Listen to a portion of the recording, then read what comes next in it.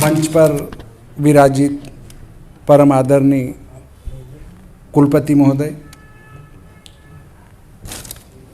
आदरणीय BI जी साहब, हेमचंद जी पांडे साहब, आदरणीय अशोक जी भारद्वाज साहब दिल्ली से पधारे हुए, एवं मनोज जी व्यास साहब, मैं संक्षिप्त में दो बात कहना चाहता हूँ कि एक तो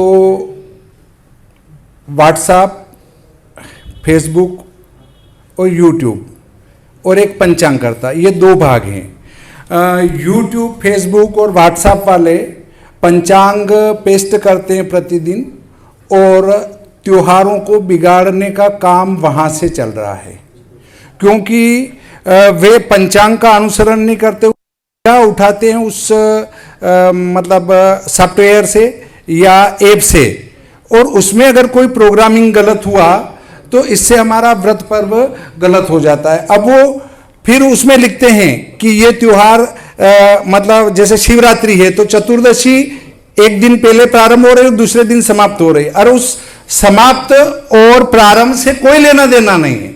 आप तो सीधा ये लिखिए कि शिवरात्रि किस दिन है, वो चतुर्दशी कब से चालू हो रही, कब से समाप्त हो रही, कोई लेना देना नहीं है। अगली बात आती है कि हम जो पेस्ट करने वाले हैं उसकी बजाय पंचांग जो बना रहे हैं उनकी तरफ ध्यान लगाएं। एक बिंदु आता है जो हम सबके लिए एक दुविधा खड़ी करने वाला है। दुविधा ये खड़ी होगी कि आने वाली दीपावली 2 दिन मनाई जाएगी, एक मनाएंगे 31 अक्टूबर को, दूसरे मनाएंगे 1 नवंबर को। अब इसमें चक्कर पड़ रहा है, एक तो गणित का चक्कर पड़ रहा है और एक जिद्द का चक्कर पड़ रहा है। गणित का चक्कर यह है कि ग्रह लाघव और सूर्य सिद्धांत से प्रथम दिन ही वो प्रदोष व्यापिनी अमावस्या रहेगी कार्तिक की, इससे उनकी प्रथम दिन दीपावली रहेगी 31 अक्टूबर को। और जो दृश्य पद्धति के पंचांग हैं उनका 1 नवंबर को प्रदोष व्यापिनी अमावस्या रहेगी और प्रथम दिन भी रहेगी चतुर्दशी को, तो 2 दिन प्रदोष व्यापिनी अमावस्या हो तो दूसरे दिन दीपावली मनाई जाएगी। इस हिसाब से उनने 1 नवंबर को दीपावली लगाई है, परंतु कुछ ने यह जिद पकड़ रखी है कि हम 31 अक्टूबर को ही मनाएंगे। तो यहां हम जब इस प्रकार के आयोजन करते हैं तो इन व्रत पर्वों पर चर्चा होना आवश्यक है। अब यदि हम इस सम्मेलन में इस बात का निर्णय नहीं लेते हैं कि दीपावली हम 31 अक्टूबर को मनाएंगे या 1 नवंबर को, तो फिर हम किस बात का यहां निर्णय करेंगे। तो हमें ऐसे सम्मेलनों में इन व्रत पर्वों के निर्णय अवश्य करना चाहिए। अब जैसे जैसे हमारे गणित की सूक्ष्मता बढ़ती जा रही है, वैसे वैसे भगवान भी हमारी परीक्षा ले रहा है। भगवान ने अगले मतलब संवत 2082 में एक और परीक्षा लाके खड़ी कर दी आपके सामने कि उसमें भी दीपावली की यही समस्या खड़ी हो रही है। तो हमारे गुजरात और पश्चिमी राजस्थान और पश्चिमी भारत को छोड़कर अमावस्या कार्तिक की वो दूसरे दिन प्रदोष व्यापिनी रहेगी और पश्चिमी भारत गुजरात में वो प्रदोष व्यापिनी नहीं रहेगी। अब कुछ कहते हैं एक घटी व्यापिनी अमावस्या हो तो ही लेना, वो निर्णय एक अलग समस्या खड़ी करेगा, और ये निर्णय एक अलग समस्या खड़ी करेगा कि वहां दूसरे दिन है, पहले दिन है और यहां दूसरे दिन है। भोपाल में भी अमावस्या संवत 2082 में दूसरे दिन भी प्रदोष व्यापिनी रहेगी और पहले दिन भी प्रदोष व्यापिनी रहेगी, तो आपको दूसरे दिन दीपावली मनानी पड़ेगी। एक समस्या और आएगी उस होली की, संवत 2082 की होली के निर्णय पर भी भारी समस्या है। वो ये समस्या है कि प्रथम दिन तो प्रदोष व्यापिनी पूर्णिमा है, फाल्गुन की पूर्णिमा, परंतु दूसरे दिन प्रदोष व्यापिनी पूर्णिमा नहीं है। यहां एक बात सामने आती है कि यदि प्रदोष व्यापिनी पूर्णिमा पहले दिन हो, फाल्गुन की पूर्णिमा की बात कर रहे हैं, पहले दिन हो तो पहले दिन ही होलिका दहन होगा, दूसरे दिन हो तो दूसरे दिन होगा, दोनों दिन हो तो दूसरे दिन होगा।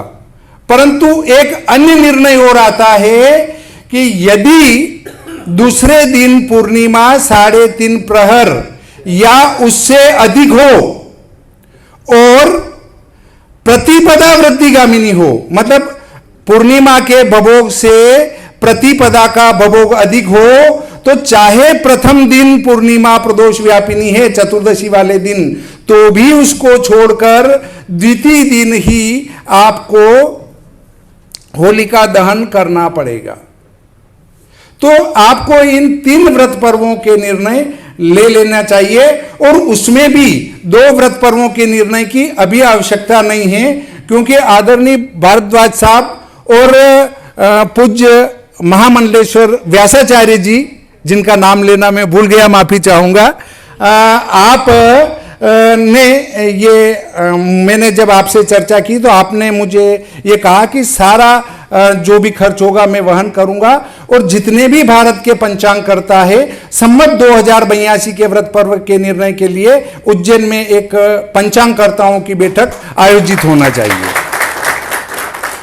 तो संवत 2082 का तो निर्णय हम वहां ले लेंगे, परंतु जो प्रिंट हो चुकी है उस दीपावली के लिए भी हमें आज हमारे आदरणीय कुलपति महोदय और धर्मगुरु व्यासाचार्य जी और पंचांगकर्ता मनोज जी व्यास साहब आदि जैसे वरिष्ठ विद्वान हैं, आदरणीय हेमचंद जी पांडे साहब जो हमारे वरिष्ठ विद्वान हैं, इनकी उपस्थिति में यदि इस आने वाली दीपावली का निर्णय हो जाए तो बहुत ही उत्तम रहेगा।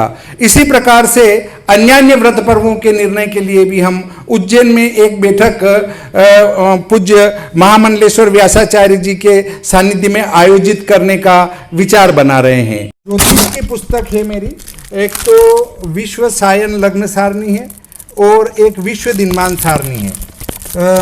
ये मैंने आज से लगभग 10 साल पूर्व लिखी थी।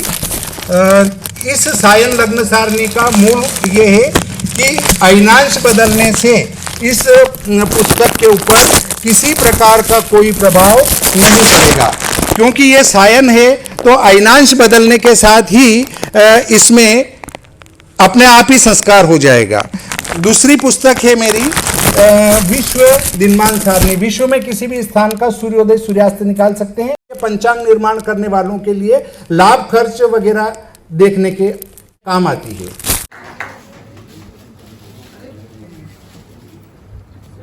आप सभी करतल ध्वनि से स्वागत करेंगे।